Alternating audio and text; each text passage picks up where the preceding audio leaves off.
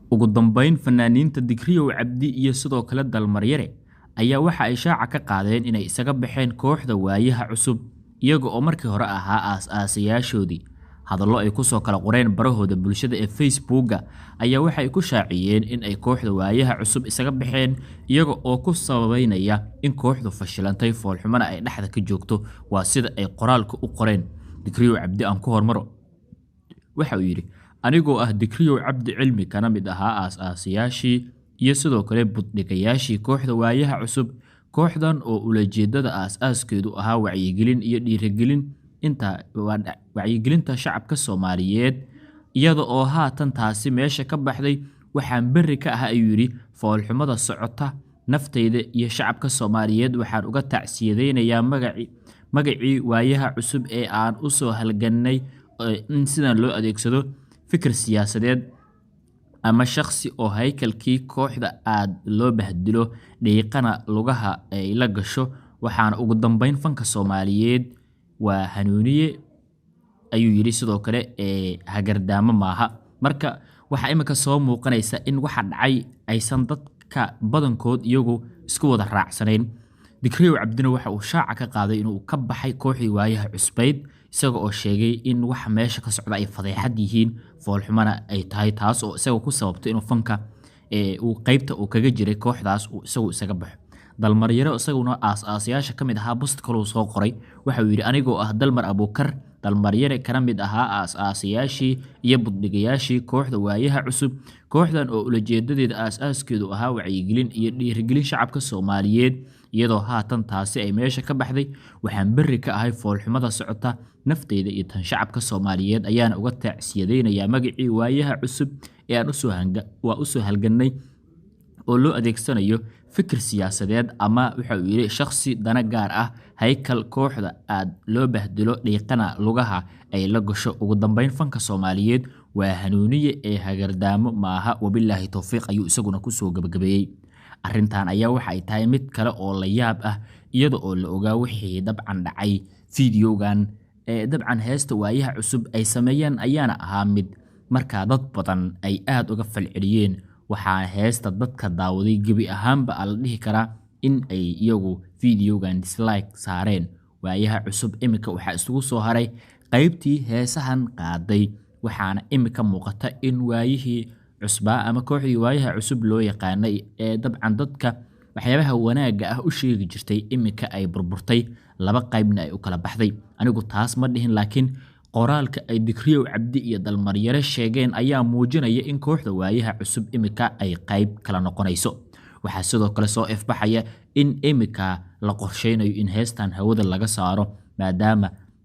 doodeedu iyo qayladeedu badatay waxaana bulshada Soomaaliyeed inta badan ay aad uga falceliyeen sida ay sheekadu noqotay daawadayaal waan ka xunnahay dabcan inaguna sidoo kale qudhayna in fanka Soomaaliyeed siyaabooyin kala duwan loo adeegsado kooxda waayaha cusub fanaaniintooda oo ah dad walaalaheena ah isla markaana aan ku takoori karin qaladka imika ka dhacay waxa sidoo kale jira waxyaabo badan oo dabcan dadku aad uga falceliyeen fiidiyowga heesta oo dabcan 4 saacadood kaliya ku jira waxa dislike saaray 30,000 oo qofood taas oo muujinaysa in waxaasi ahaayeen wax aanay aqli gal ahayn waana fiidiyowgii ugu saameynta badnaa ee Soomaali ah oo dislike intaas la eg ay ku dhacdo haddaba daawadayaal aan isweydiinay shirkadda YouTube maxay ka qabtaa ama go'aan nuucee ayay ka qaadanaysaa fiidiyow dislike-giisu uu aad u badan yahay inta badan waxa baraha bulshada la isla dhaxmaraya in fiidiyowga heestaas laga saaray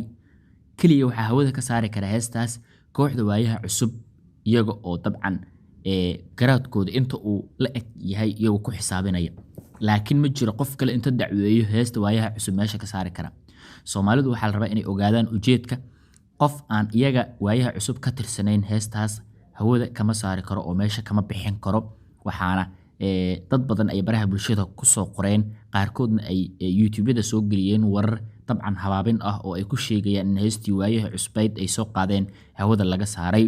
sidoo kale waxa jira caqabadaha ugu waaweyn ee YouTube-ka kala kulmi karto haddii aad samayso muuqaal aan laga helin inay qayb ka tahay kaliya in fiidiyowgaaga aanay jirin dad daawan doona ama dad badan la tusi doono marka dhibaatada ugu weyn imika waxa ay ka imaanaysaa dadka heestaas daawanayo oo aad u yaraan doona hadda 22,000 ayaa si kaliya ku daawatay waxaa laga yaabaa saacadaha iyo maalmaha soo aadanba in 22,000 ay intaas ka sii yaraato tirada ama ay intaasi sii dhaafto. waxaana imika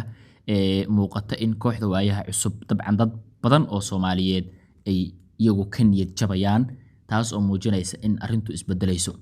kooxda waayaha cusub imika waxa ay noqonaysaa laba qayb nabad iyo nolol taageersan iyo qayb nabar iyo naxdin taageersan. Dalmaryare iyo sidoo kale fanaankii weynaa ee Dikriyow Cabdi Cilmi ayaana iyagu sheegay inay kooxda ka baxeen, kooxduna imika ku dhex jirto fadeexad iyo foolxumo ka dhan ah fanka Soomaaliyeed. waa sida ay u dhagan Dikriyow iyo Dalmaryare, waxaana ay sheegeen in markaa iyagu ay foolxumadaas u adkeysan waayeen isla markaana ay ka baxeen. waa sida iyagu yiraahdeen, anigu ma dhihin. marka arintu waxa imika u muuqataa in kooxda waayaha cusub waxa laga sameeyay aanay dadku ku wada qanacsanayn, laba qaybna ay dadku u kala jabeen. haddaba daawade sideed u aragtaa in fanka Soomaaliyeed sida doono laga yeesho oo meesha la doono loo wado?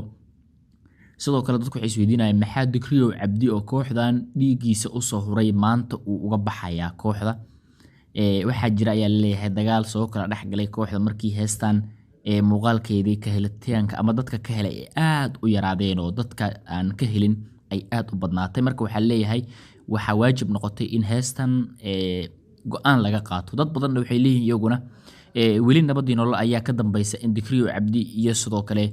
fanaankii kale Dalmaryare ahaa ay ka baxaan. waa hadal haynta baraha bulshada dadku ay aad ugu qorayaan oo aan inaguna qayb soo qaadanayno, maadaama waxa halkan ka socda ay yihiin wax aad cajiib u ah oo dad badan ay dabcan aad ula fajaceen. waxaa ka soo hadlay heestan YouTuber badan oo Soomaaliyeed sida Darisle Cabdi iyo King CK oo YouTuberada ugu saameynta badan marka loo eego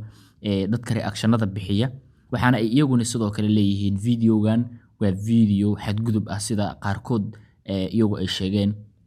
haddaba daawade weli fariintaadu qaybta commentiga ayaad noogu reebi kartaa sida aad u aragto waxaan halkan ka socda. dadku sameeyeen wax ay dadku ku wada qanceen. qaybta commentiga ay daawadayaashu dabcan nagula wadaagi karaan fariimahooda. adinkoo mahadsan sidoo kale waxaad inoo sameyn kartaan inaad nagu soo biirtaan oo aad channelka subscribe inoo saartaan. haddii aad nagu cusub tahay waxaan kaa codsanayaa daawada inaad subscribe inoo saarto, gambaleelkana aad furato barteena YouTube ee Bandhiga Production oo aan kugu soo gudbin doono barnaamijyo xiiso badan oo aad u doondoonaysay ogaanshiyahooda. soo dhawaada marka arinta ku saabsan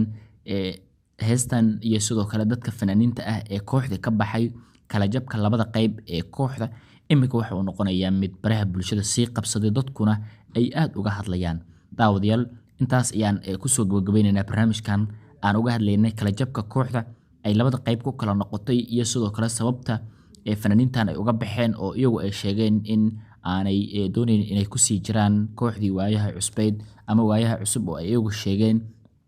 in imika ay aad dabcan uga xun yihiin waxa dhacay. dadka Soomaaliyeedna ay dabcan u sheegayaan in waxa meesha ka socda aysan iyagu raalli ka ahayn. marka 60,000 oo dislike in ay heesta ku dhacdo, dad badan waxay aaminsan yihiin inay yihiin fadeexad aad u weyn oo dabcan ay ahayd in aad dabcan dadku go'aan uga qaataan ama uga fakaraan. wax walba oo dhacay waxaan aad uga xumahay kulley anigu fanka Soomaaliyeed oo maanta siyaasiyiin iyo sidoo kale madax ay iyagu ku sheekaysanayaan oo ay ku hadlayaan. kama xumi in fanaan Soomaaliyeed uu hees ra'yigiisa ah qaado, laakiin waxaa xumaata iyo ceeb ah in fanaaniinta Soomaaliyeed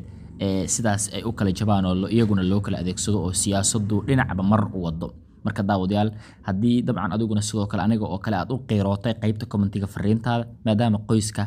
fanka aan qayb ka ahayn. daawadayaal marka barnaamijkeena intaas aan kusoo gabagabeynaya war badan iyo hadal badan haan ma buuxsho. fanka Soomaaliyeed maanta halkaas uu maraya. aniga heestan inta aysan soo bixin ka horna waxaan sheegay haddii heestan soo baxdo in xaaladdu isbedelayso oo fanka Soomaaliyeed la walaa u noqonayo. sidiiana soo baxdo hadda fanaaniin badan iyagu garawsaday inay kooxdan isaga baxaan. nabadgelyo saaxiibayaal, isma dhaafno channelka subscribe inoo saaro oo soo dhawaada.